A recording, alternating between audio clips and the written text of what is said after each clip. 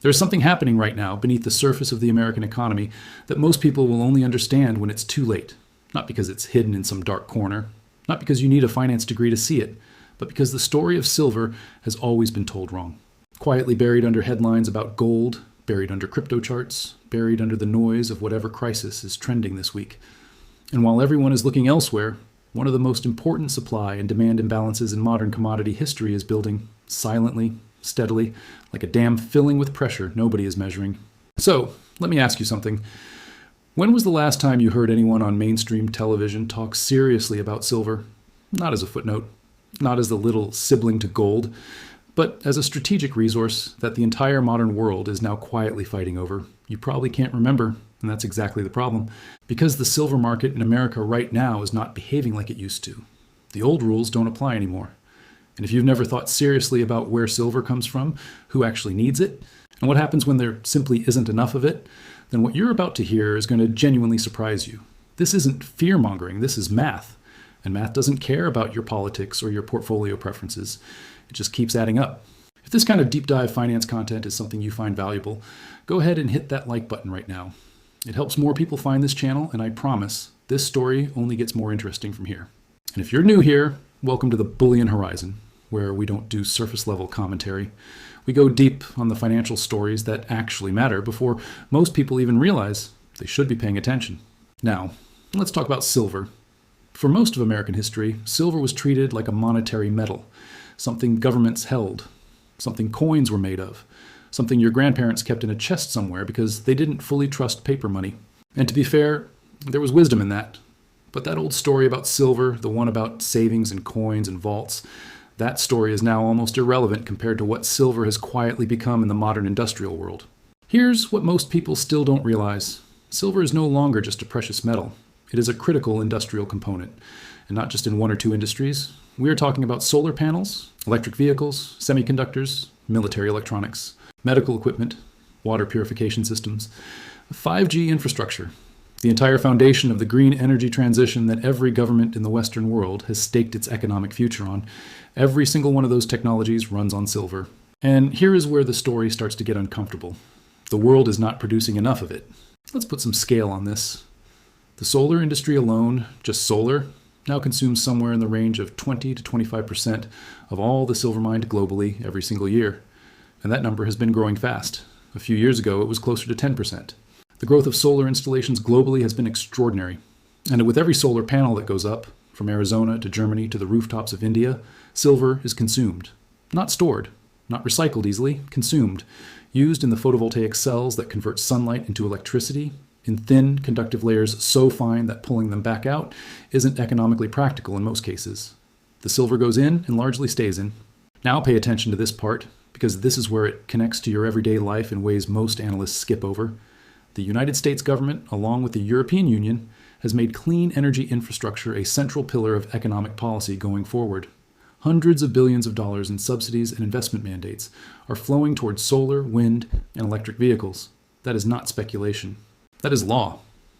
The Inflation Reduction Act alone allocated over $300 billion toward clean energy, and embedded in every single policy goal, every climate target, every new solar farm approval, is an implicit demand for silver that nobody in Washington seems to be publicly accounting for.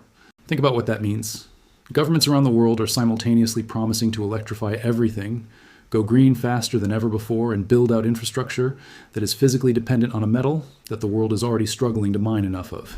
It is one of the great unexamined contradictions of our era, and most people have absolutely no idea. And this is where the story changes completely.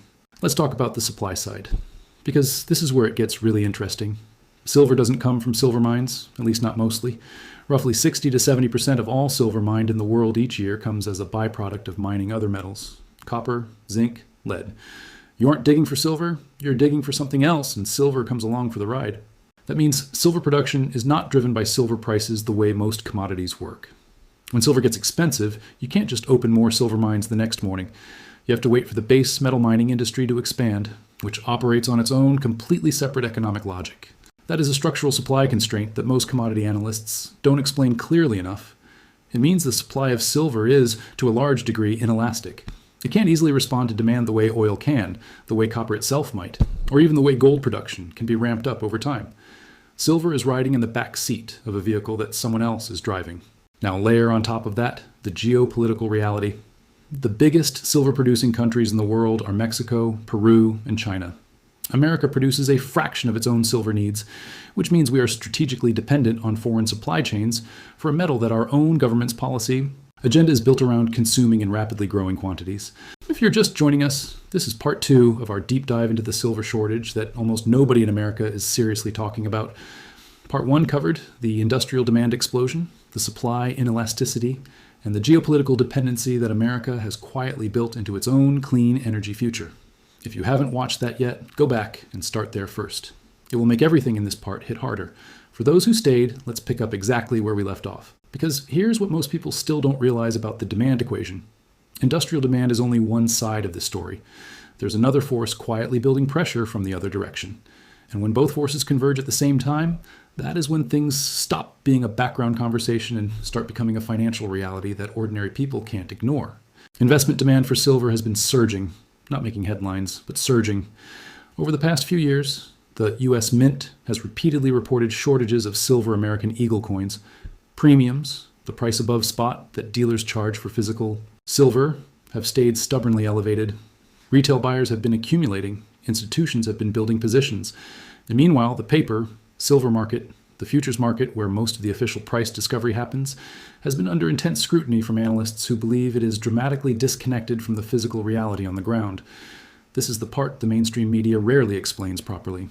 The silver futures market allows traders to buy and sell contracts representing huge quantities of silver without ever touching a single ounce. Most of those contracts are settled in cash. They never result in actual delivery of physical metal. And critics have argued for years that this paper trading keeps the official silver price artificially suppressed relative to what real supply and demand fundamentals would otherwise suggest. Whether you fully accept that argument or not, the gap between paper pricing and physical availability has been widening in ways that are hard to ignore if you're paying attention. Historically, silver is traded at a ratio to gold of roughly 15 or 16 to 1. That was the old monetary ratio, the rate at which most currencies once defined their relationship between the two metals. Today, that ratio sits far above that historical norm, often between 70 and 90 to 1, depending on when you're looking. In plain language, that means silver is historically cheap relative to gold by almost any long-term standard. And in commodity markets, when something is historically cheap at precisely the same moment, demand is structurally growing and supply is structurally constrained. That is not a situation that tends to last forever. Think about what happened with lithium just a few years ago, or cobalt, or rare earth metals when China started restricting exports. The pattern repeats. A material that nobody paid attention to suddenly becomes indispensable.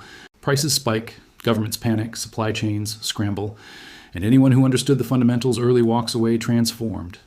Now, I'm not here to tell you that silver is going to do any specific thing by any specific date. Markets are complicated, timing is hard, and anyone who claims to know exactly when a commodity squeeze happens is selling something you shouldn't buy.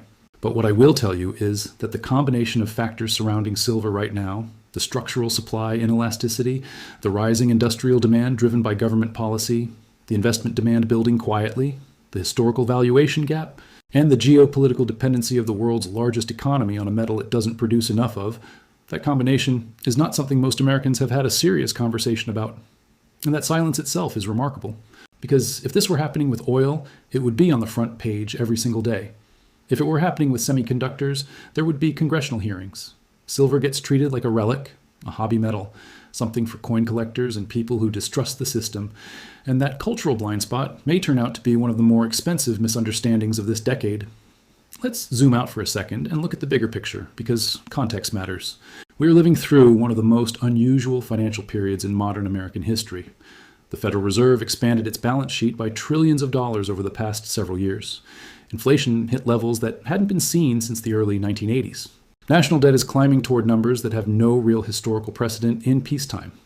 And there is a growing sense among both ordinary people and serious institutional investors that the financial system is being held together with instruments and assumptions that have never been tested under conditions quite like these. In that environment, hard assets, things with real physical weight and industrial necessity, start to look different than they did in a world of easy money and stable institutions. Gold has been making new all-time highs. Central banks around the world have been buying gold at the fastest pace in decades. And silver, the little sibling, The underappreciated industrial metal that nobody wants to talk about has been quietly following the same logic, but at a much earlier stage of recognition. Here's the thing about silver that the institutional world is slowly starting to work through. It is both a monetary metal and an industrial metal, which means it gets two separate tailwinds at once. When people are nervous about currency debasement and financial stability, they buy silver. When the green energy economy accelerates, industries buy silver. Both of those forces are operating simultaneously right now, and the available above-ground stockpiles of investment-grade silver are far smaller than most people imagine. This is where ordinary Americans face a real choice. Not a dramatic one, not a panic decision, but a real, thoughtful, eyes-open choice. The financial system rewards people who understand something before it becomes obvious. Not because markets are unfair, but because information and perspective are unevenly distributed. Most people will not think seriously about silver until it's already moved, until the headlines appear, until the premiums go even higher, until someone at a dinner party mentions it and suddenly everyone wants to know where they can buy some. That's how these things tend to work. The recognition comes late. The price reflects understanding, not ignorance. But you're watching this today, which means you have the chance to do what smart money has always done. Not panic, not speculate recklessly, but understand the fundamentals, understand the structural story, and make a calm, informed decision about whether this belongs in your awareness and your planning going forward. There's something almost poetic about silver when you think about it. It has served humanity for thousands of years. It was once considered more valuable than gold in some ancient cultures. It powered the economies of the Spanish Empire, the Silk Road, the early American monetary system. And now, in the 21st century, it is embedded in the solar panels on rooftops, in the phones in our pockets, and the satellites above our heads. It never stopped being essential. We just stopped paying attention. The shortage building in the silver market right now is not the kind that makes the news the moment it begins. It's the kind that builds quietly under the surface until the pressure exceeds what the system can absorb. And when that moment arrives, when the industrial buyers are competing with the investment buyers, when the paper market is no longer able to conceal the physical reality, when government policymakers suddenly realize that their clean energy dreams require a metal they forgot to plan for, that is when the rest of America finally starts to pay attention. By then, of course, the early ones will already be in position. I want to know what you think. Have you been watching silver? Are you a long-time holder, or is this the first time you've really thought about the supply side of this story? Leave your thoughts down in the comments. I genuinely read them, and some of the best conversations on this channel start there. Your perspective adds real value to this community. And if you know someone who needs to hear this, someone who cares about their financial future and hasn't had this conversation yet, please share this video with them today. It costs nothing. But it might just change how they see the next few years. This is the Bullion horizon. We look at what's real, what's coming, and what most people will only understand in hindsight. Stay sharp, stay curious, and don't let the noise drown out the signal. The world runs on silver now. The question is whether you know it yet.